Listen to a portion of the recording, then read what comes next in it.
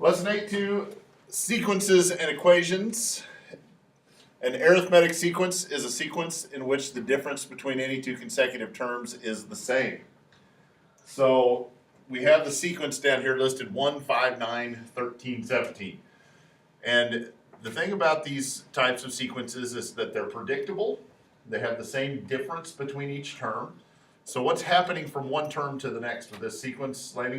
It's adding 4. Adding 4. Every time to get to the next term, you add 4. And so what would the next term be?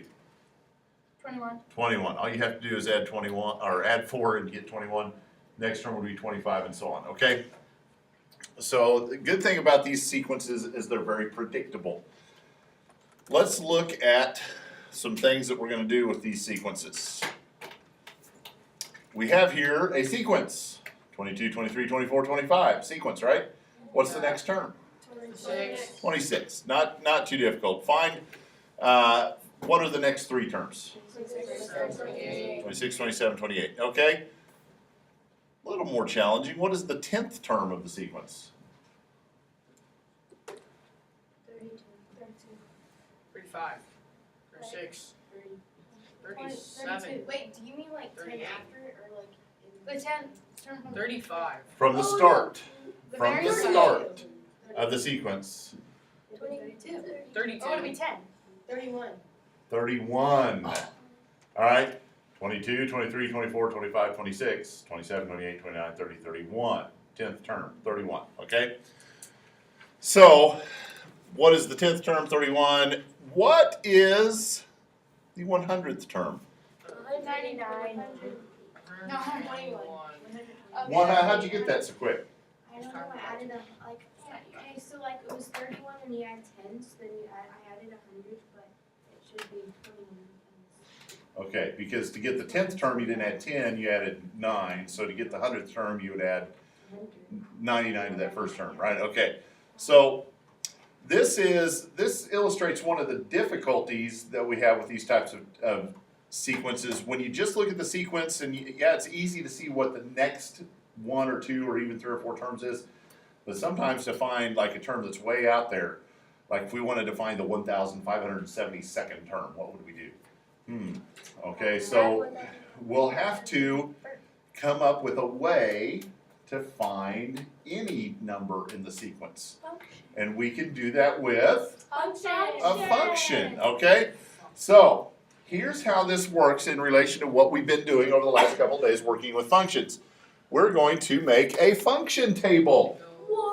A function table looks like these. You guys have seen these before. I know you have because we did them back in chapter 1. So, function tables look like this. They have the x column, they have the y column, and in between they have room for you to write the function to show the work. Okay, and here's how I want you to fill out function tables for this lesson, for these types of sequences. You need to put on thinking caps, you need to pay attention, follow along, because this is going to stretch some of you, all right? Let's start with the y column. We're going to start with the y column, and what you're going to write in the y column are the numbers from the sequence that you have. So 22, 23, 24, 25. Now, here's where it gets dicey. Everybody watch. What goes in the x column? 1, 2, 3, 4. I almost didn't survive. But why did you say it was going to give you? I was using sarcasm to make a point. All right. What goes in the y column are the numbers in the sequence. What goes in the x column? 1, 2, 3, 4. Now, the whole point of a function is to show the relationship between x and y. There is always a relationship between x and y. And what were some other names that we had for x? Domain or independent variable. And what were the other names for y?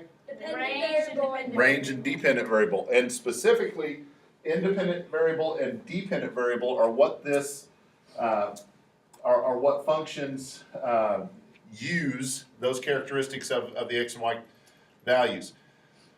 X is independent. It doesn't get its value from anything else. It is what it is. Y, on the other hand, gets its value from X. We don't know what Y is unless we know what X is. That's the way a function works. So, the question you need to ask yourself at this point, once you have your table filled in like this, is what do I do to X to get to Y? I'm always going to start with the X value. What do I do to this number to get to this number? Add 21. Let's try it. Let's say our function f of x, that's a function, right? Equals x plus 21. Oh, that does always work because 100 plus 21 would be 121. Look at that. So f of 1 equals, not f there, sorry. 1 plus 21, that works. F of 2 equals 2 plus 21. That works. Okay, I think we're on to something here. F of 3 equals 3 plus 21, and f of 4 equals 4 plus 21. Okay, so we have found our function, and then to find the 100th term in the sequence, we would simply do f of 100 equals 100 plus 21. So f of 100 equals 121. All right, we could write this down here. The 100th term of our sequence is 121. Does that make sense? Okay, this is what we're doing today. Arithmetic sequences, we're going to find the function that works to predict any number of the sequence or any term of the sequence. I'm going to make function tables. Okay? Let's try some more examples. Find the 200th term of this sequence, 2, 4, 6, 8. So where does 2, 4, 6, 8 go? On the Y column. In the Y column. 2, 4, 6, 8. What goes in the X column? 1, 2, 3, 4. What do I do to X to get to Y? Multiply by 2. Times 2. So my function looks like f of x equals 2 times x. And here's the little shortcut that I'll allow you in your table. You have to make the table, you have to fill it in. Here's the little shortcut once you have the function. If you just want to write 2 times 1 equals 2, that's fine. 2 times 2 is 4. 2 times 3 is 6, and 2 times 4 is 8. Okay, so there's your function at work. Let's find the 203rd term. So where does 203 go? In the parentheses. Inside the parentheses. It's the x value, right? Okay, so 203 would go here. 2 times 203 Equals 406. would be 406. Just like that. Does that seem doable? Yeah. Okay. The one thing about this is some of the sequences get a little more challenging, a little trickier. Okay, because these first two sequences that you've seen were very simple, and sometimes you can get multi-step sequences where you have to multiply and either add or subtract. So let's fill in our table first. What goes in the Y column? 5, 8, 11.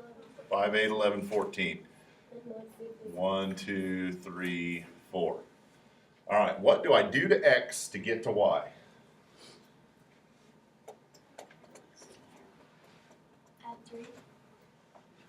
1 plus 3 is 4, not 5. That doesn't work. 4.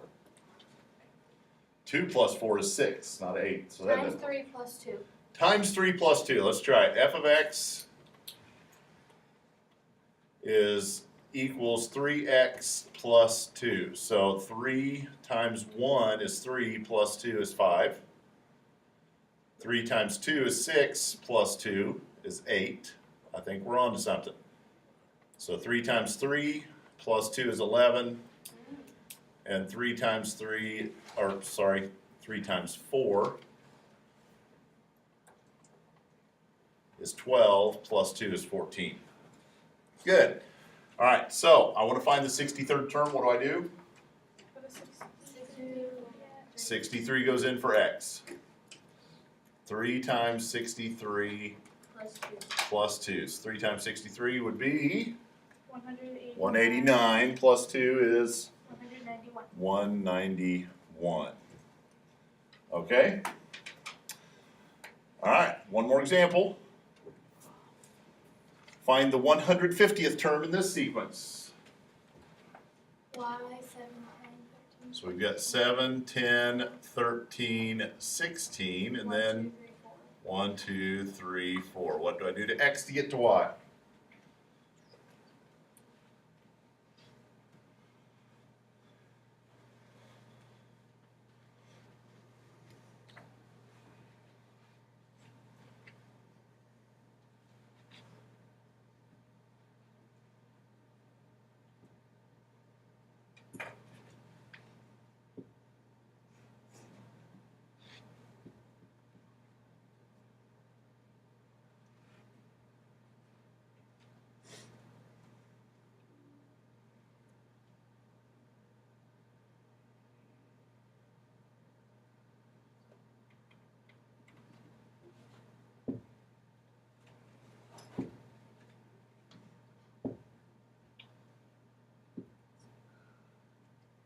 I've stumped you.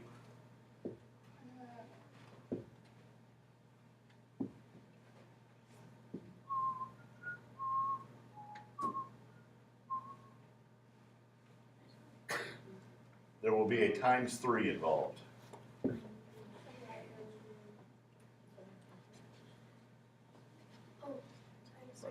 Times 3 plus 4.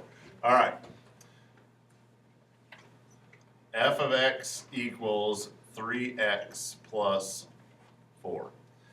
And I will just openly say that that is the most challenging thing of this entire assignment. Finding the function can be a challenge. You just got to look for patterns. And for me, sometimes it's best not to look at the first one. Sometimes for me, it's better to look at the second one. And if you find one that works for the second one, then it's more likely going to be right off the bat. Because what typically the thing that people fall into right here, 1 to 7, well, that's plus 6.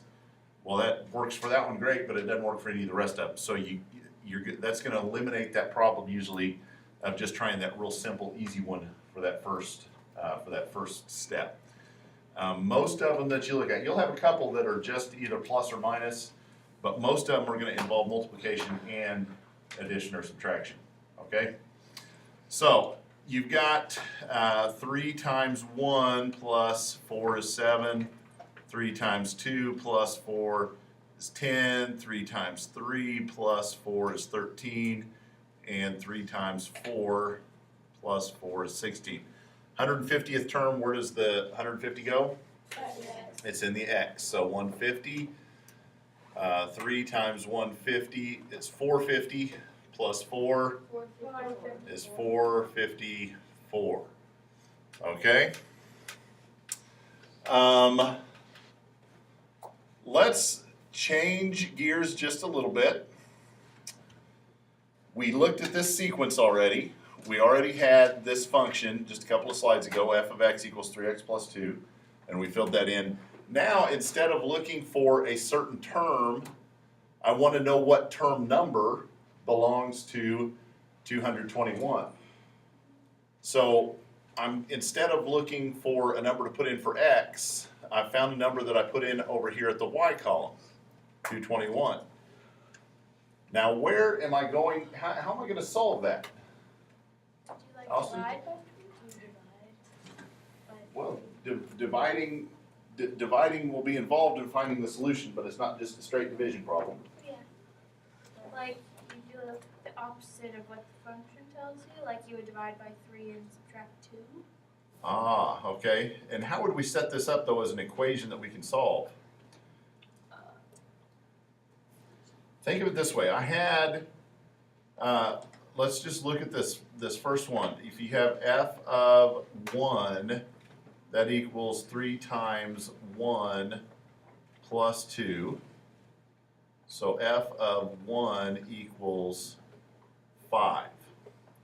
But what if I didn't know it was f of 1? What if I just knew it was my x value? All I knew it was that y equals 5. Would it be okay for me to put, let's try this. 5 is the answer to the equation, right? 5 equals 3 times x Plus 2. plus 2. Subtract 2. 3 equals 3x. Divide by 3.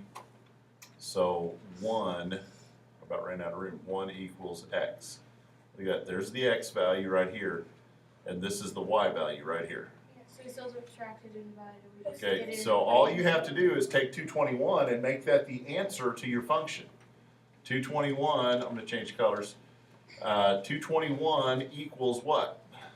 3x. 3x plus 2. And that's going to let me find the x value. Solve for x now, right? Subtract 2, so 319 equals 3x divided by 3. No, 319. Yeah, I know, I didn't understand that at all. Sorry. Okay. I don't know where that came from. I guess I had a 3 up there, so 219 over 3 equals 3x. 73 equals x. So x would be 73 and y would be 221. Okay? So this works both ways. We can solve for y or we can solve for x. Okay? Last one. We have a bit of a word problem here. In a restaurant, 4 people can be seated at a square table. So here's an illustration. You've got a square table and 4 people seated around it. When 2 tables are placed side by side, 6 people can be seated. All right? And the question then is this: how many tables will be needed to seat 22 people? If we think of this in terms of our function, and we've been making function tables, so we've got an x column here and a y column here. What numbers go into the x? 1, 2, and I don't have room. 1, 2, 3, for instance. 4, 6. Okay, so at 1 table, 4 people can sit. At 2 tables, 6 people can sit. At 3 tables, how many would be? 8 would be there. Okay, it's a predictable pattern. We can see that each time we're adding 2 to the term. But I want to know 22 people. So which one of these is people and which one is tables? People is y. People is y. So I'm looking for an x value. I want to know how many tables or x's in this column I'll need to seat 22 people. So I need my function. What's the function? Times 2 plus 2. Times 2 plus 2. F of x equals 2x. And that worked. Plus 2, thank you. 2x plus 2. So 2 times 2 is 2 plus 2 is 4. 2 times 2 is 4 plus 2 is 6. So that works. So where do I put 22 into this function? 22 equals All right. 22 equals 2x plus 2. Subtract 2. That would be 20 equals 2x. Divide by 2. And x equals 10. So at this, if I follow this pattern, I need 10 tables to seat my party of 22 people. All right. Here we go. You've got some homework, 11 problems, pages 407, 408.